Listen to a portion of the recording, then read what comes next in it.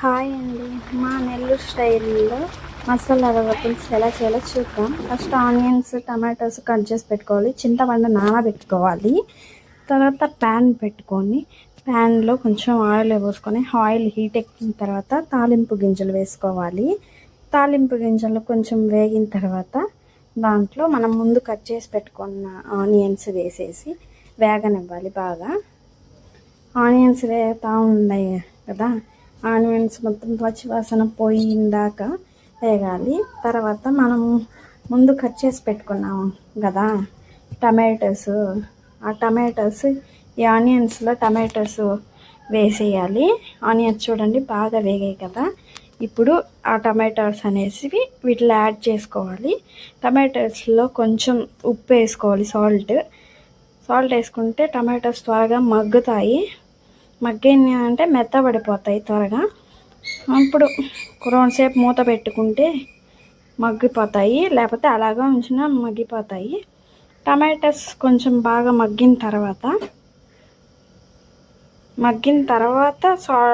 పసుపు, కారం వేయాలి. ఇప్పుడు పసుపు ఒక 2 స్పూన్స్, కారం ఒక 2 స్పూన్స్ వేసుకొని కలుపుకోవాలి.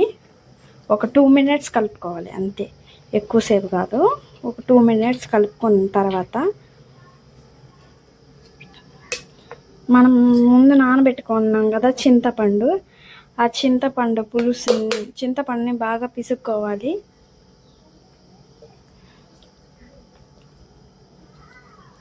చింతపండు మొత్తం బాగా పిసుక్కోవాలి.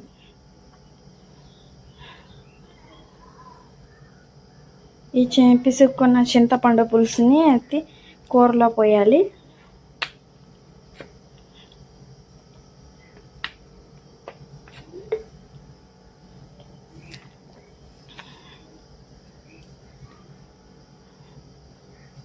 మన పులుపుకి తగ్గ చింతపండు పోసుకుంటే చాలు, ఎక్కువ అవసరం లేదు. తగినంత ఉప్పు వేసుకొని కొంచెం కరివేపాకు వేసుకొని మూత పెట్టేస్తే బాగా ఉడుకుతుంది. కొంచెం ఉడికిన తర్వాత అంటే కొంచెం పులుసు చిక్కబడినట్టు, పులుసుగా ఉన్నప్పుడు మసాలా వడ వేసేస్తే అది చిక్కబడేసరికి ఈ మసాలా వడలు బాగా కర్రీని బాగా అబ్జర్వ్ చేసుకుంటే బాగా టేస్టీగా ఉంటాయి. అందుకని కొంచెం పులుసు ఉడికినప్పుడే మసాలా వడలు కూరలో వేసేయాలి. కొంచెం సేపు అలా అన్నిటికీ పట్టేలాగా కలిపి మూత పెట్టేసుకొని హై ఫ్లేమ్లో పెట్టుకుంటే మంట కొద్దిసేపట్లో మసాలా వడ పులుసు మా నెల్లూరులో చాలా ఎక్కువగా తింటారండి అందరూ. అందుకని మసాలా వడ పులుసు నెల్లూరు ఫేమస్ అంటారు. మీకు కూడా నచ్చితే ఒకసారి ట్రై చేయండి, బాగుంటుంది, భలే ఉంటుంది. వేడి వేడి అన్నంలో వేసుకొని తింటుంటే మసాలా వడ పులుసు చాలా టేస్ట్గా ఉంటుంది.